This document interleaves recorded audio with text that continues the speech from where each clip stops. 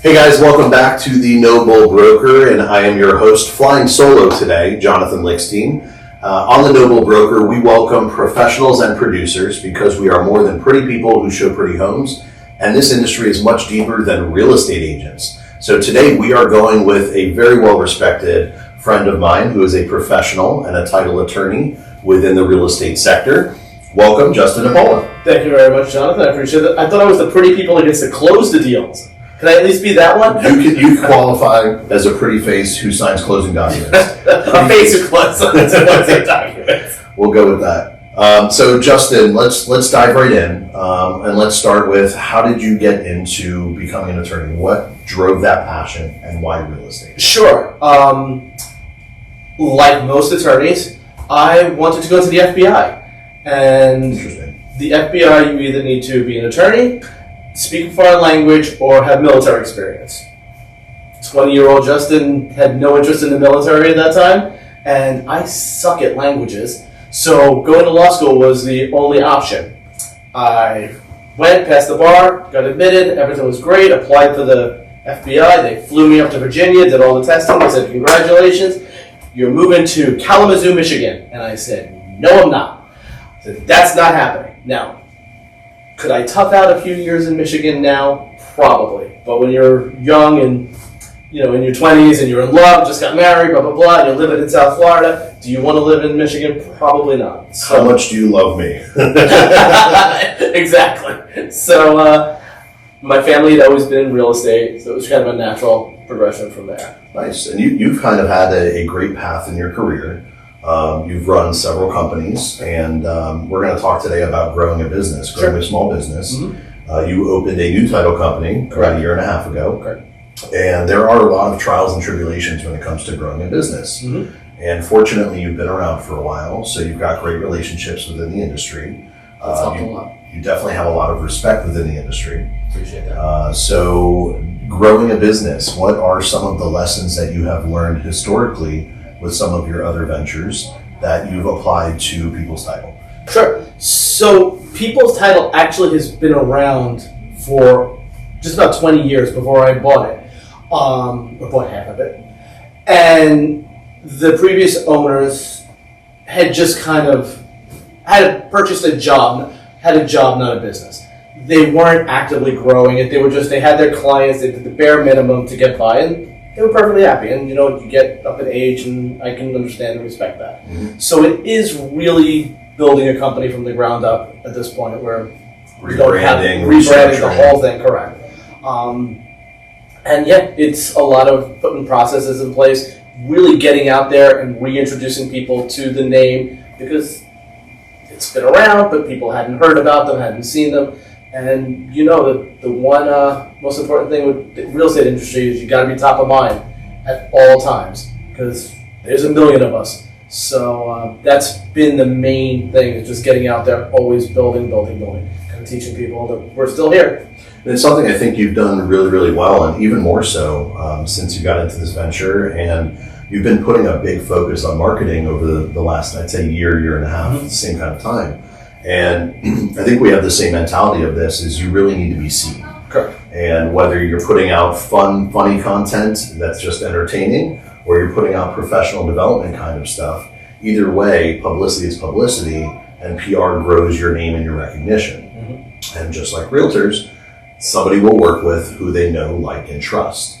And it's important they know you. Yep. They can't like you until they know you, and they can't trust you until they like you. Correct. So it kind of all works hand in hand. What was the catalyst of you putting such a focus into putting out content, and why the direction you went? Sure. Like you said, people need to know you. And one of the easiest and honestly cheapest ways to get in front of people is social media. Is the more they see you on their feed, the more they think you know you.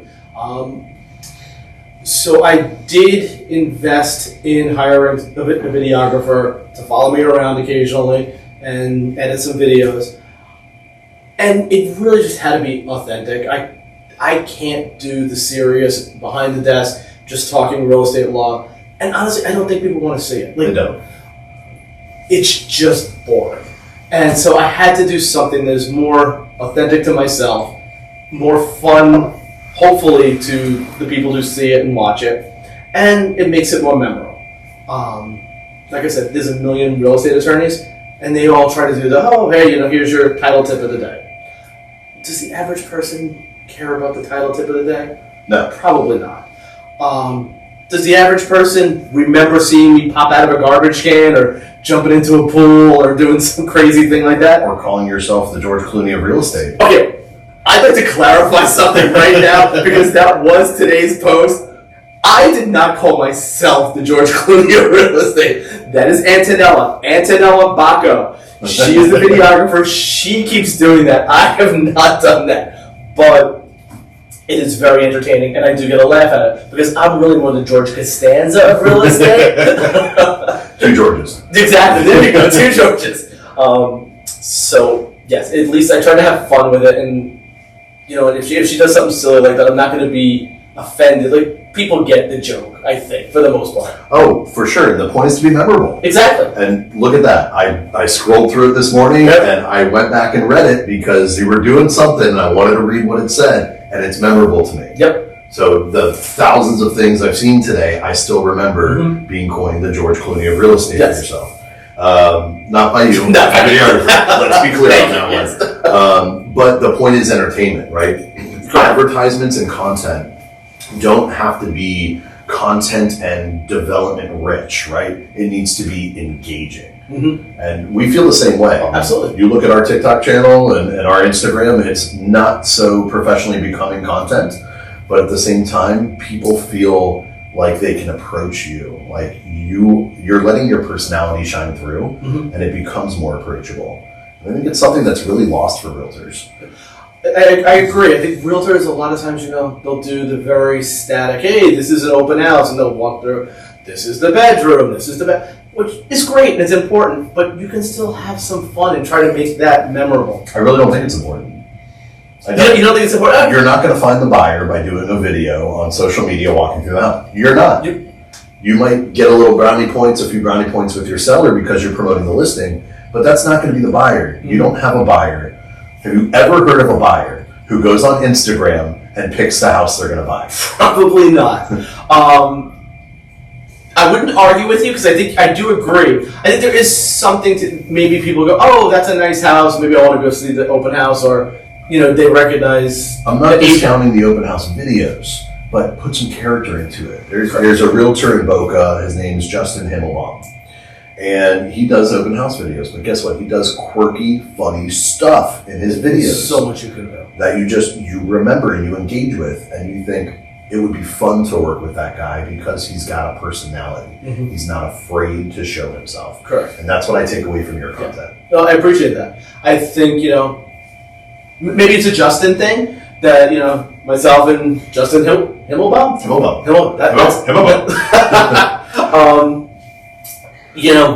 Because we're not pretty young women, we have to work that much harder to be memorable.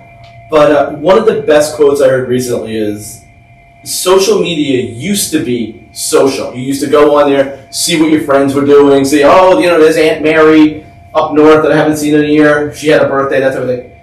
Now it's media. Now people just go on to watch TikToks, watch Reels, and that's their entertainment for the night, for all day. So here's a great you need to focus on the media part more than the social part. So I was on an airplane yesterday flying from Seattle back to Florida, 6.5-hour flight. The person sitting next to me, the entire time, I'm sitting on my laptop plugging away, right? We're busy. The person next to me watched TikTok the entire 6 hours. Yeah. The entire 6 hours. So exactly, yeah. They're not watching a movie. They're not watching a TV show. They're not reading or doing something. They're literally watching TikToks.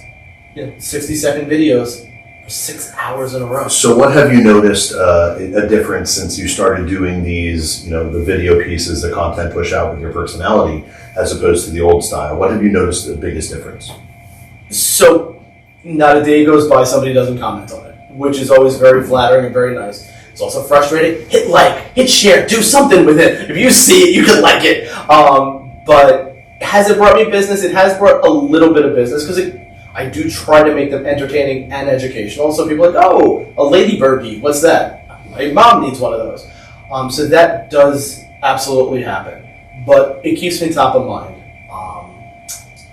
I was told by a underwriting rep that other title companies are scared to do social media because they're like, if I can't do it like Justin, I'm not going to do it. Well, that's really the most flattering thing in the world. If I'm literally dominating it. You're the example. Yeah, if I become the example and people are like, well, I can't do that. Well, they say imitation is the most sincerest form of flattery. Yep. So if you see people going out there and starting to do that, that tells you you're doing something right. And it's not, it's not brain surgery. Like, anybody can do this. It's really getting out of your shell. And that's something I hope the listeners here, the listeners/viewers, however you're watching or listening to this podcast, I hope you take away is to take that filter off and let your personality shine through. Too many people are afraid to show their headshots, or at least a recent headshot. That eventually they're going to see your face. Eventually they're going to get to know your personality. And work is a lot more fun when you can be yourself. Absolutely. So people commenting on that or calling you out, not necessarily calling you out, but complimenting you or commenting on it, tells you you're doing something right because you're getting the attention, you're getting the eyes. Exactly. And if you've had a couple deals come through from that, a couple clients that have started, keep going because it's only going to amplify. Exactly. Yeah. So that's great. let me give you that. I appreciate keep going. Thank you. I appreciate the encouragement. Sometimes the social media director will come to me here with these crazy ideas, and I shoot them down left and right, depending if we're barefoot or not barefoot. You can see in our historical videos. Sometimes the foot is the focal point. That's a whole other social media app. But it's all about garnering attention. Absolutely. So when you're going through building a business, trying to garner people's attention and take the most valuable piece of their time, right? To get their attention and build somewhat of a soft relationship. What is something that has been a hurdle for you to overcome personally or professionally to get to this point? With title, it's an interesting industry because realtors are either fiercely loyal to the person they work with and they will not change for anything, or they have zero loyalty and will bounce to whoever is the shiny object of the day. So it becomes a balancing act of trying to get people to be loyal to you, but also have other people try you. That has definitely always been a challenge in this industry. And look, I do it ethically, I do it right. I'm not bending rules or doing anything that you shouldn't be to get business. And the reality is, unfortunately, we live in South Florida. There are people that will do that. So those are the big hassle or the big challenges, I would say. So let's talk about that, right? Sure. Let's talk about the loyalty aspect. It's nice to see people being loyal and honest and building essentially that team of professionals that service their customers and their consumers. So I have always thought and believed that having a team of trusted professionals is a really good move. Absolutely. You don't have any lender out there. You don't have any title company out there because it's a mixed bag. You don't know what you're getting. Exactly. It's important to have relationships with a mortgage lender, with a title company, with a home inspector, an insurance provider, all of those that you can kind of control the experience for a consumer going from showing through closing. So let's talk about that. Why should a realtor be partnered up and have that trusted partner and stick with that trusted partner? So I always find when giving a referral, it's ideal you give 3 names. You as a professional who's giving the referral should know the person, like the person, have worked with the person, vetted the person. But you never know what the end user, what their best connection will be. Sadly, I get a lot of requests for divorce lawyers. And depending on who's picking the person, they may prefer a man, they may prefer a woman. They may want a real pit bull who's going to fight. But, others are like, I just want it done and over with. So I find in all referrals, you want to give the person, or really analyze the client and see what works best for them. Versus, I always work with XYZ company and you have to work with them. Because they may be great, but it may not be the right fit for that client. Did you say divorce lawyers intentionally, Justin? I did not. It's just, absolutely not. It is just sadly, that is something I get asked a lot, and that's a good example of where, women tend to want to work with women, men prefer to work with men. Some people really are super aggressive in that situation. Others are just like, we just need to get it over, we're fine. So that's the same kind of thing in a real estate deal, right? Exactly. You have analytical clients, you have more kind of warm and fuzzy clients, so you want to pick the right relationship for them. Correct. Where they're going to have the best experience, right? I'm not saying divorce is a good experience regardless of the attorney, but a title closing certainly can be. Yes, ideally. Yes, it should be. Unless, of course, that title closing is associated with a divorce, in which case it's a whole other bucket of fish, kettle of worms. You need a divorce title attorney who can handle child and family and properties and pour me a drink at the end of the day. Exactly. There is nothing worse than doing a closing from a divorce. It is, one side is always angry and petty about it. Yeah. It never goes smoothly. Those kind of scenarios, I feel like if both people walk away upset, you did your job. Fair, yes, you're probably right. Yes, that's a good point. It's like a mediation. Yep. Well, there's a couple of those involved along the way. Anyhow, so coming back to things, having trusted partners is super important. Now, let's dive into the hot topic that's around right now. 5 weeks ago, we had some major changes in the real estate sector, right? Some practice changes. And while the guidance that's been provided by the National Association and Florida Realtors as well has been very concise and direct to the point, there really hasn't been much guidance on the other side of the coin for lenders and title companies, for example. Mm-hmm. But there are massive changes that apply to the title process and the settlement process. So what are some things that, and we're going to dive into that right now. Okay. What are some of the things that you have made or changed within your operation to coincide with these changes? So, like every time there's a big change like this, it takes a while for the process to get worked out. One of the things we're seeing right now is some attorneys, some title companies are requiring a copy of the buyer's broker agreement. They want to see it, they want it on file. Others are looking at it as it's the equivalent of a listing agreement. I don't need it. It's a contract between the agent and the buyer agent and the seller. I'm not involved in it. It doesn't matter. You just give me the information. How is the commission being done, and we're fine.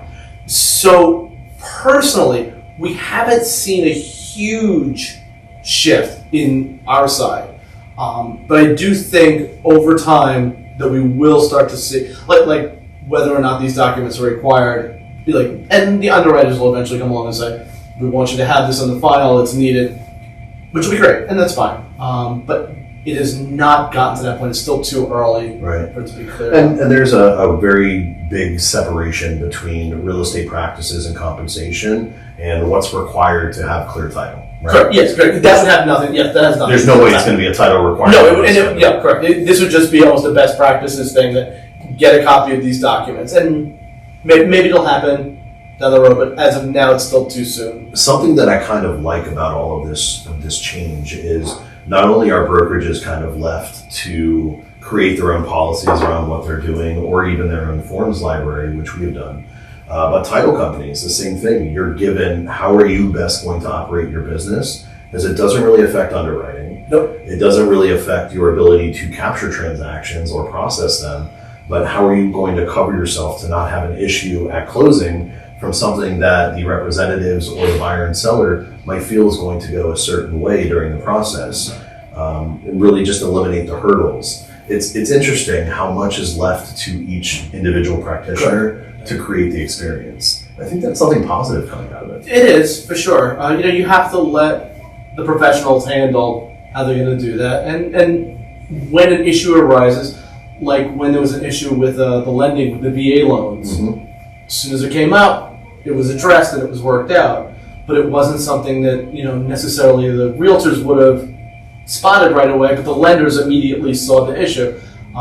So I think every industry will find their kind of sticking point, and it'll get worked out. On behalf of realtors nationwide, while that was going down, and the settlement had recently come out, I think it was in March it came out, and in May we were in Washington, D.C. for a National Association of Realtors legislative meeting. And that was just great timing, because that's when we were issuing white papers and letters of intent to to the Veterans Administration to get that done. Yeah. So the lenders were hitting it. We were using our relationships with legislators and elected officials to get them to pay attention to it, because in the end, it really affected their constituents and the veterans who so often are looked at in the wrong direction, whereas they need to be protected. Correct. So that's something that our government did really well in pivoting, and I really appreciate how they handled that. Yeah, they did a great job. It's not every day you can thank our legislators for addressing an issue so quickly. Right. But they did a great job, as did you for being up there and taking care of it. I can't take credit for it, but You get all the credit. It's all you. I believe that's called the Lickstein law now. there we go. I like that. You actually turned down Lickstein Lane to drive in here today. There's a little street sign above the office that faces outside. I'm trying to get it on Google Maps, but I'm not having any luck so far. But I think it was within 30 days of us leaving those legislative meetings that we got the bulletin from the VA that they were going to be doing that. That's amazing. So those are the kind of impacts that we have on the legislative and lobbying side, which in the end does work out well for consumers across the board. Correct. And if that had been a question mark coming into August when those changes happened, God only knows, how would a VA have any type of representation? Right. But It would have been a big problem. that's a separate conversation for when we have the mortgage broker on. Okay. So let's stick with settlements. Yes. A lot of the conversation, I'm going to have you put your attorney hat on, not your hard hat. I've seen you wear one of those too. Done that time or two. So a lot of the concern from real estate professionals kind of going into a settlement is, how am I protecting myself, or how is the broker protecting themselves for compensation? And I've seen some mistakes, and I'd like to talk to you about some of those and where the concern should really be focused on. So I've seen agents write into the contract, seller to pay X% at closing to this brokerage. What is the problem with that? So the agent is not a party to the actual sales contract. The sales contract is between the buyer and the seller.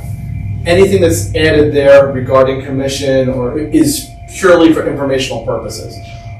The commission is done through the listing agreement and now through the buyer agreement, but the actual sale contract is not signed by any agents. The names are only there purely so that the closing agent goes, all right, this is the person I need to call. So if they're writing something in there, it's pointless.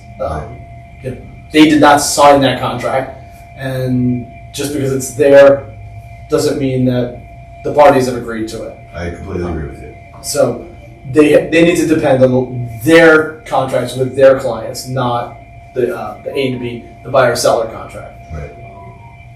That's when you get into people trying to either think they're lawyer, they've watched a couple episodes of Law and Order, and then if I put this in there, I'm protected. You're not. Dun dun. Exactly. You're gonna have to pay royalties for that. Dun dun. I hope not. I didn't use the exact one. It's my Okay. own rendition. There you go. It was much deeper. It was a parody. Parody. You're allowed to do that. So that's permissible. So there's a lot of things that can come up, and that's one that I've seen. So I had another scenario. I actually had an argument with a title attorney about this. I think I told you this story already. But we had a title attorney that refused to put compensation from the seller to the buyer's broker on the settlement statement, saying that the sellers are not allowed to pay compensation to buyer's representatives anymore.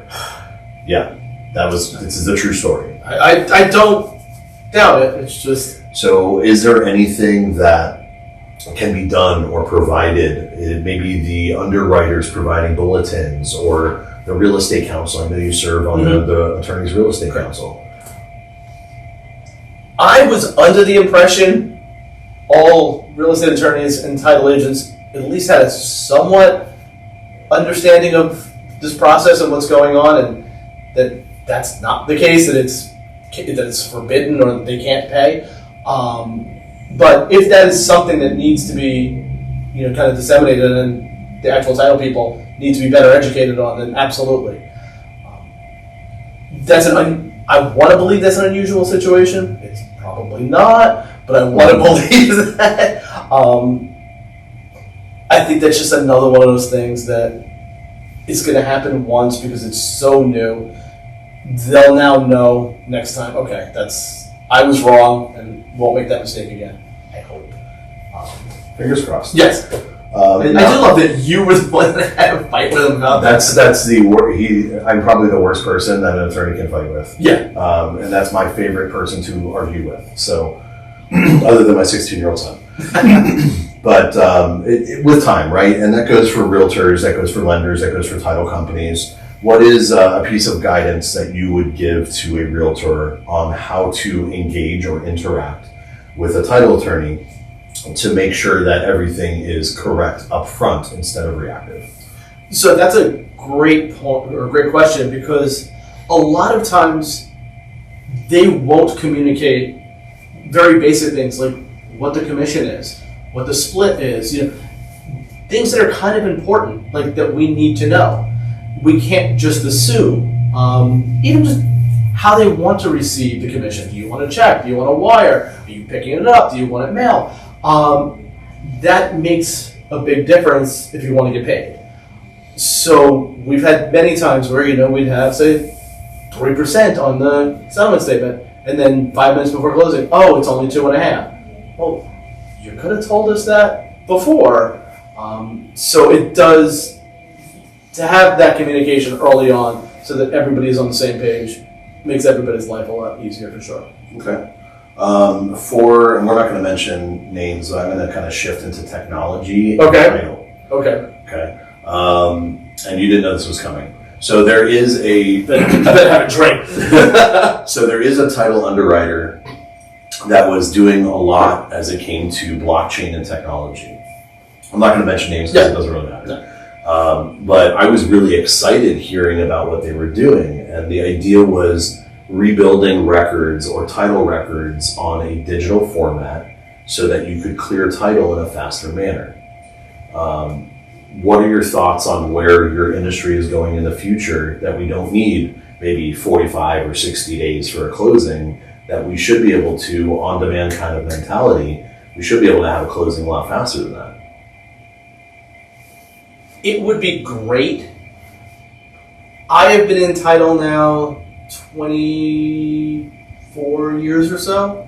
So in my career lifetime, people were still going to the courthouse and literally going through paper books. That's crazy.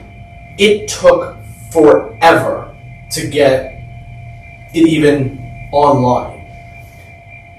Well, one day could I see it being on the blockchain? Yes. Do I think title is a very slow to change industry? Absolutely.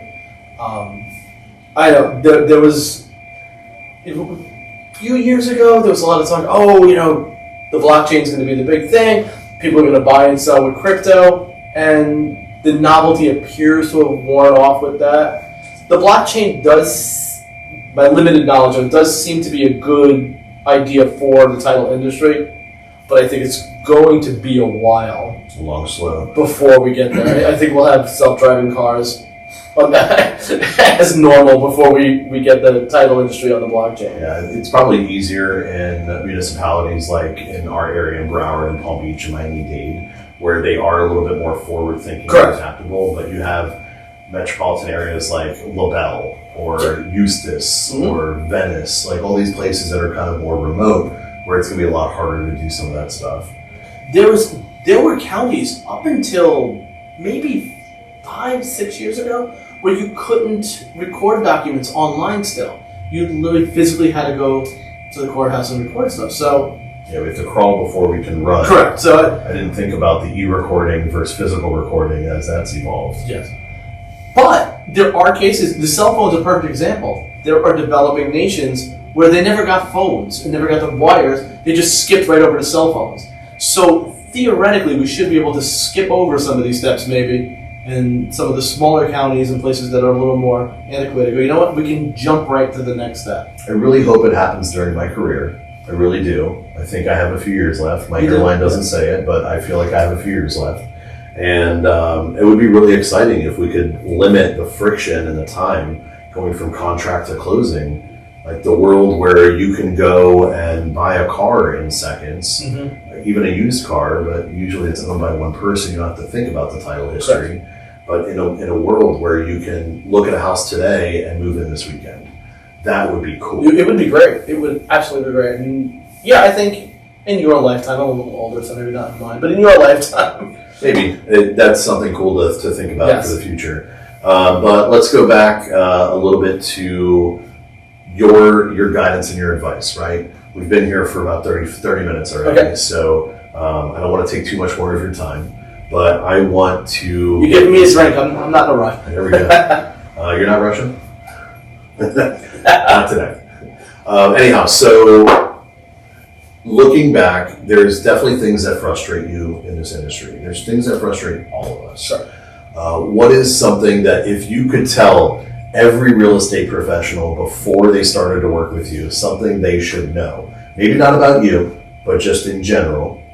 What is something that you would like every real estate professional to know when entering into a deal or their business? I think it goes to what you were just saying. It is not an instantaneous 24-hour process. They need to be patient. And a lot of times we'll work as fast as we can to get things done, but there are a lot of moving parts. There are a lot of other people that we're dependent on. The lender, the survey, the underwriter getting this title commitment back. So we can only do as much as quickly as we can. And we all want to get the transaction closed as quickly and as smoothly as possible because nobody gets paid until it's closed. Title is never intentionally holding up a transaction. It would be very bad for business.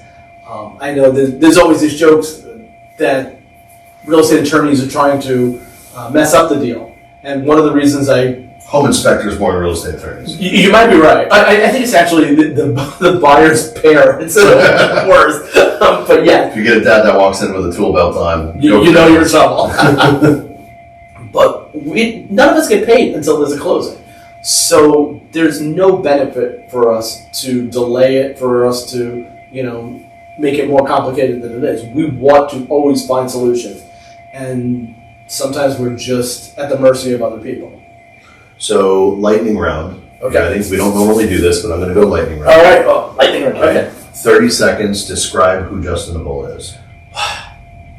Well, I guess there's, since it's within less than a week, I can still say I'm the Humanitarian of the Year, which is pretty damn cool. I'm very honored and excited about that. I think that makes me the best human, at least for the rest of 2024. Yes, I think Humanitarian Human of the Year. Human of the Year for 2024. I've got another 3 months to enjoy that crown. I guess I'm also a dad, a husband, a lawyer, CrossFitter, runner, and amateur clown on video. So General badass. Well, I appreciate that. I have been impressed by your fitness journey. Thank you. I appreciate really, that. Thank you. A little jelly. You've done super well with that. Thank you. How much weight did you lose? So, I have not lost a ton of weight. God, this is going to sound so douchey on the podcast. Because I put on muscle so it balances out. And yes, I know it sounds so bad. But it shows. It shows. Thank you, I appreciate that. So I got to go back to the lightning round. Okay. One word, describe the real estate industry. Optimistic. Okay. The title industry. Consistent. The future of technology in real estate. Very exciting. I know that's 2 words, but I did use a little adjective in there. Well, exciting, very. Yeah, sure. Exciting, very exciting. We could translate that to another language and do exciting, very. Yes. Okay. And thing you are most excited about for the next 5 years, personally? 5 years, wow. 5 years, I guess, honestly, the thing I'm most excited about is my younger daughter will be going into college next year. And so my wife and I will be empty nesters, and we can relocate to the beach. So I'm excited about that. Awesome. So personal quality of life. Yeah, for sure. Okay, we'll go with that. All right. So if I had to summarize this episode in our conversation, I'd have to say it's about getting out of your comfort zone, getting comfortable being uncomfortable, right? And generate content that is genuinely you and not filtered and structured for what you think people want to see. 100% fucking %. I love it. And that's no bull. That's right. Thanks for coming, Justin. Thanks, brother.